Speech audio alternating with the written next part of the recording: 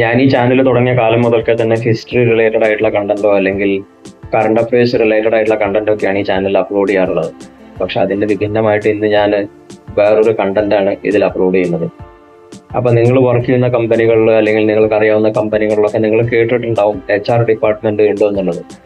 അങ്ങനെയുള്ള HR ഡിപ്പാർട്ട്മെന്റിന്റെ പ്രധാനപ്പെട്ട ഒരു ബ്രാഞ്ചാണ് ഈ റിക്രൂട്ട്മെന്റ് അല്ലെങ്കിൽ ടാലന്റ് അക്വിസിഷൻ എന്ന് പറയുന്ന ബ്രാഞ്ച്. അപ്പോൾ ഈ ടാലന്റ് അക്വിസിഷൻ അല്ലെങ്കിൽ റിക്രൂട്ട്മെന്റ് ബ്രാഞ്ചിന് വേണ്ടി വർക്ക് ചെയ്യുന്ന ആളെയാണ് റിക്രൂട്ടർ എന്ന് പറയുന്നത്.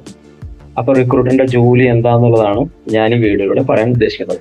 നിങ്ങൾക്കറിയാവുന്ന കാര്യമായിരിക്കാം, എന്നാലും ഞാൻ എൻ്റെതായ രീതിയിലൊന്ന് പറയുന്നത് മാത്രം. അപ്പോൾ എന്താണ് ഒരു റിക്രൂട്ടർ ചെയ്യുന്നത്? ഒരു റിക്രൂട്ടർ ആ കമ്പനിയിൽ വരുന്ന ഓപ്പണിങ്സിന്റെ ഡീറ്റെയിൽസ് കളക്ട് ചെയ്യുക. സപ്പോസ് ഇപ്പോൾ ആ കമ്പനിയിൽ ഒരു പുതിയ ഓപ്പണിംഗ് വന്നു, ആ റിക്രൂട്ടർ വർക്ക് ചെയ്യുന്ന കമ്പനിയിൽ ഒരു ഓപ്പണിംഗ് വന്നു, ആ ഓപ്പണിങ്ങിന്റെ ഡീറ്റെയിൽസ് റിക്രൂട്ട്മെന്റിന്റെ അതായത് ഈ റിക്രൂട്ടറിന്റെ കയ്യിലേക്ക് ഹാൻഡ് ഓവർ ചെയ്യാണ്.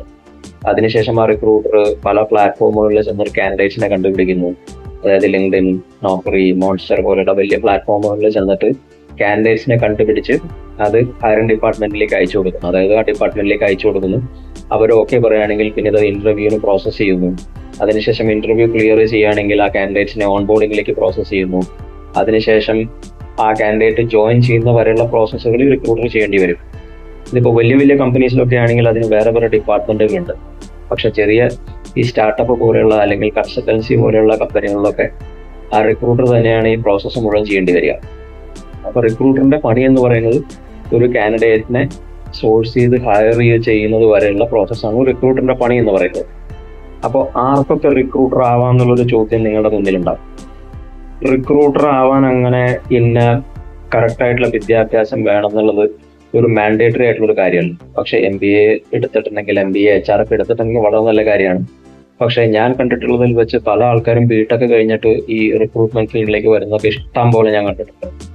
അപ്പൊ അതിന് ബേസിക് ആയിട്ടുള്ള ഒരു സംഗതി വേണ്ടത് എന്താണെന്ന് വെച്ച് കഴിഞ്ഞാൽ സൂപ്പർ കമ്മ്യൂണിക്കേഷൻ വേണം, പിന്നെ ഈസി ആയിട്ട് കാൻഡിഡേറ്റ്സിനെ കണ്ടുപിടിക്കാനുള്ള കഴിവും വേണം. ആ രണ്ട് സംഗതികൾ ഉണ്ടെങ്കിൽ നിങ്ങൾക്ക് സക്സസ്ഫുൾ ആയിട്ടുള്ള റിക്രൂട്ടറായി മാറാമെന്നുള്ളതാണ്. അപ്പോൾ ഈ വീഡിയോ കണ്ടിട്ട് നിങ്ങൾക്കൊരു റിക്രൂട്ട്മെന്റ് അല്ലെങ്കിൽ റിക്രൂട്ടർ ആവാൻ താല്പര്യമുണ്ടെങ്കിൽ എത്രയും വേഗം നിങ്ങളുടെ കമ്മ്യൂണിക്കേഷൻ സ്കില്ല് അതായത് അപ്ഗ്രേഡ് ചെയ്യുക. എന്നിട്ട് നിങ്ങൾക്ക് സോഴ്സിങ് സ്കില്ലൊക്കെ നിങ്ങളൊന്ന് ഷാർപ്പൻ ചെയ്യുക. അങ്ങനെയാണെങ്കിൽ നിങ്ങൾക്ക് ഒരു റിക്രൂട്ടർ ആവാനുള്ള എല്ലാ സാധ്യതകളും ഉണ്ട്.